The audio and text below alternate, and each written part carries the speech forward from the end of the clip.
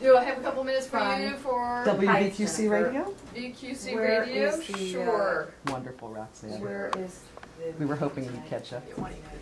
All I can say is this is the coolest office to walk into here. It is? All the cool people are in this We office. never had thought of ourselves in that manner before, actually. Come on in. All righty. I'm fine. Good to see you. Good to see you. Yes. And I guess we're recording, so we'll Okay. go ahead and sit down for a minute. Cool. Our recording, yes. Okay.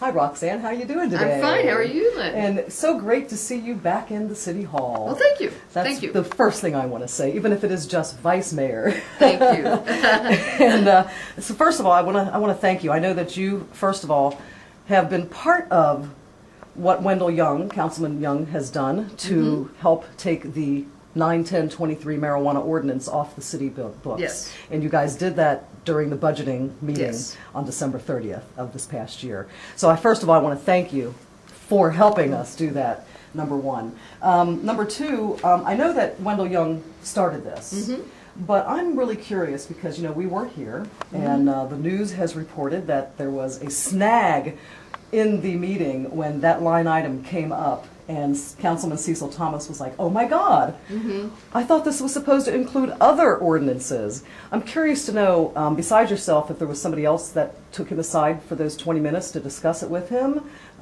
if there was other people there that helped convince him, and kind of really what it took to convince him that it was time to remove this ordinance off the books.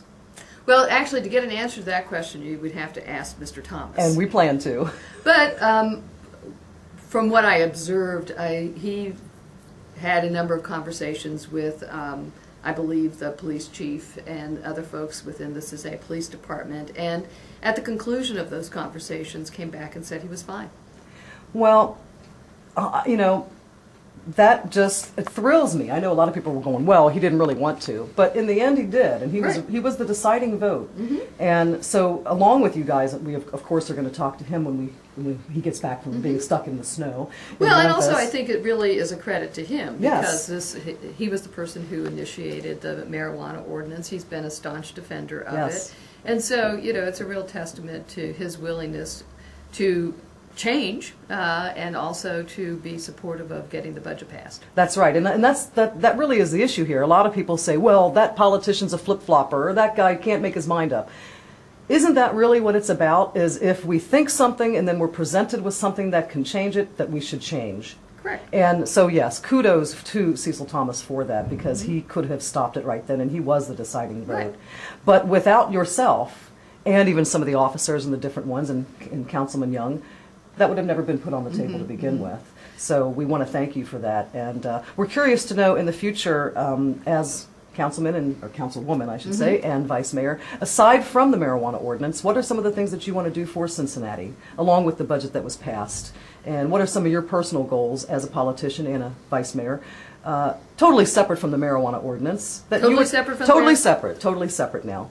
Well, I've been doing a lot of work with communities for the last probably 3 years now around a lot of issues dealing with quality of life and physical design. And so, you know, many of our communities, in terms of just how we build them, how we treat the streets, how we actually create and reinforce walkable, livable communities has been a focus of mine. And so that's a priority. And then also working a lot around economic development issues, and particularly job creation. And, you know, because when you're looking at the city of Cincinnati, you know, part of the way we get out of some of the budget problems we have is actually by encouraging investment and encouraging job growth. Yes. Now, of course, back to the marijuana issue, I believe, like a lot of people, that if we totally ended the prohibition of marijuana, not only would that create jobs, but it would create taxes from many different areas, taxing at the register for products, whether it be clothes made out of the material, or cigarettes rolled out of it, or food. Of course, now, in the state of Ohio, we don't tax food at the grocery store level. But let's say a restaurant is selling products made with hemp oil. And it's not taken out, but it's eaten in, there's taxes there. So even minute taxes on food in a restaurant would be a tax available for that to go into the Right. coffers of the taxes. And of course, job creation. Not just a marijuana dispensary as in California, somebody gets a job at the counter. There are so many different areas that this plant can provide jobs that I don't see Cincinnati jumping on the bandwagon right now, but certainly in the future when people start seeing the bigger picture that instead of incarcerating and spending money $35,000 to $50,000 a year in prison for incarcerating per person, that money could then be turned around. So not only is there taxes, but the money that is spent in incarceration would then be diverted.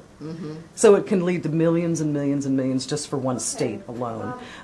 So my hope is that if in the future our Congress and senators out of D.C. see the folly in this drug war and change the laws there, then the cities and the states and the municipalities like ourselves can then go, all right, how are we going to do this? And so that's one way that we see in creating jobs. Either way, we support you. I want to say that. And again, I want to thank you for doing your part and joining us on our brand new radio station, WVQC Well, congratulations Radio. on the radio station. Absolutely. This is out of public access at the Media Bridges facility. Oh, that's terrific. Downtown, across from the new School for Performing Arts. And we are at WVQC.org and 95.7 FM, and HempRock Radio is one of the shows. And so we're going to be booming. As a matter of fact, the President has just signed the new bill for low-power FM that the Congress and Senate passed. And so stations like ours in the future will be able to be a lot more and a lot stronger. Oh, wow. So we hope very soon you'll be able to tune us in down here at City Hall and hear us. Actually hear you. And actually hear us. Now, That would you be might great. be able to, but we're so low power right now, Yeah. you might not get it in a building. But in your car, next time you get in your car today, tune into 95.7 FM and you'll hear us. Terrific. Wonderful. Or HempRock Thank TV. you. That's right. HempRock TV on Channel 4. Okay.